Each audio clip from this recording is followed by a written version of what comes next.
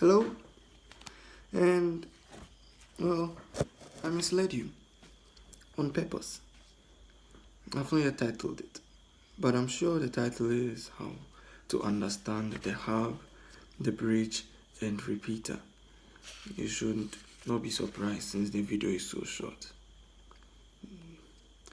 Because honestly speaking, with my little experience in the field, and I mean little, just a few months, not really up to a year, I've never seen a hub.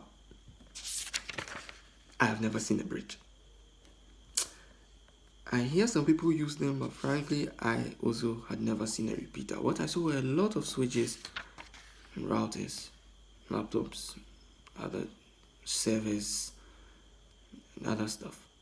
But I didn't see a hub, I didn't see a bridge, I didn't see a repeater. And I thought it was a subjective experience in the sense that this is me, what I didn't see. But upon Googling, it turns out, yeah, these three things are outdated. They are still in books though. I wonder why. Maybe it's good to know your history. But I'm not here to tell you into detail what hub does when you don't need the knowledge. It's like, how will I illustrate this? It's like me telling you how those old phones work, right? Maybe you're going to work with a internet service provider somewhere, and you want to, oh Alvin, give me a crash course on, just phones in general. Just talk to me about phones. And I'm like, okay, in the back those days, and this is very important. You need to know, in order to make calls, they have to hold one end and turn around, and hold another end. That's nice to hear, but you are not going to meet those kinds of phones there. Same thing applies here. So for the hub, all you need to know is that they were cheap. In fact, they are still very cheap and easily available. And the main disadvantage is it cannot be used in a large network, and they lack security features and redundancy. If you see anybody using a hub in an office environment, run away. You don't belong there. Seriously. Same applies for the bridge. Now, the bridge did have some uses, but they're also not expensive. I think this should be a trigger. Once you hear it's not expensive, then oh no, people don't really use this, right? Because the demand is low, and so the supply too was high. So now everything is cheap. I remember little economics. Anyway, so the bridges are not expensive. In fact, they are very cost effective. To minimize the network traffic in small networks, bridges are the best option for connecting devices and creating network segments. However, bridges cannot separate more than two networks and large networks. Another key disadvantage of bridges is that they do not provide any security to the devices in the network. This is not me.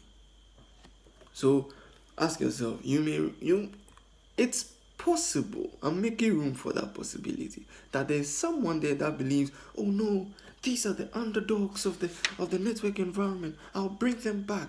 No, how can you scrap them and say they are not useless? Do you know that they can be used? Well, this is a wrong word to use, I'll still use it. They are insecure, right? It's normally applied to humans. The context I'm looking for here is that they are not,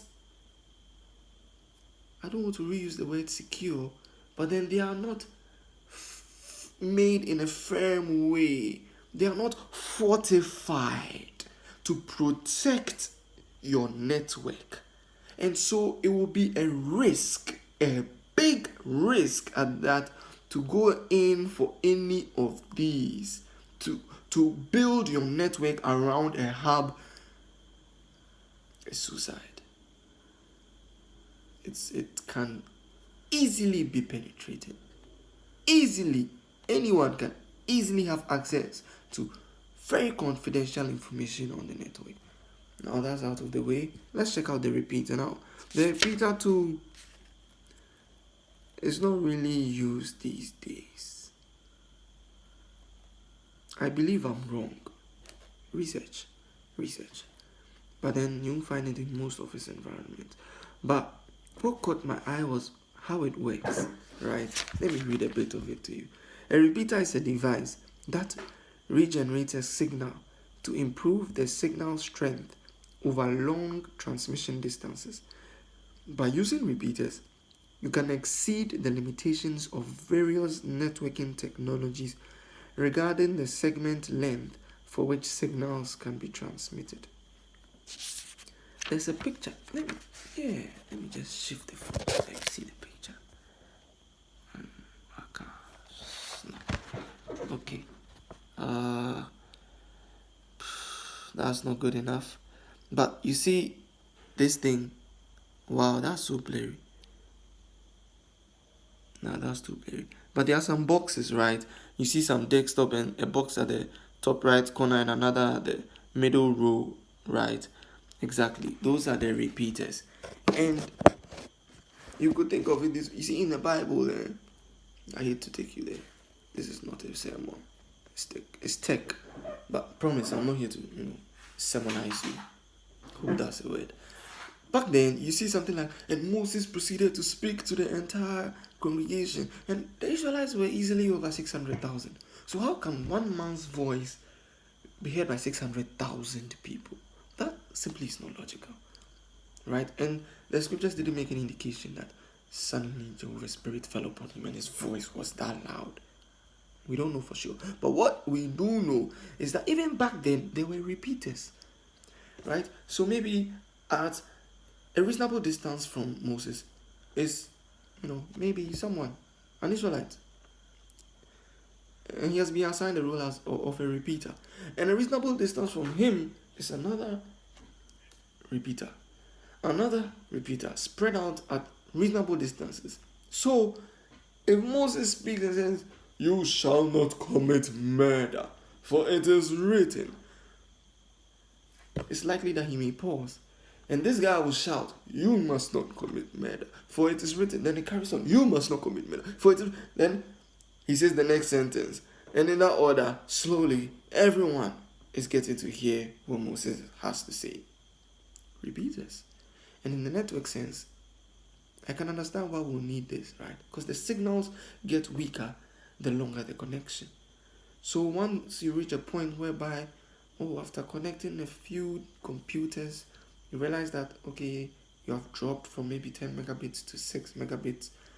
You can introduce a repeater, right, to amplify the signal and then continue the connection with another line of devices. I hope this was helpful. Soon, next, we'll be tackling the switch, the bottom himself. I look forward to that discussion. The switch taught me a lot about life. You'll be surprised. So we'll meet.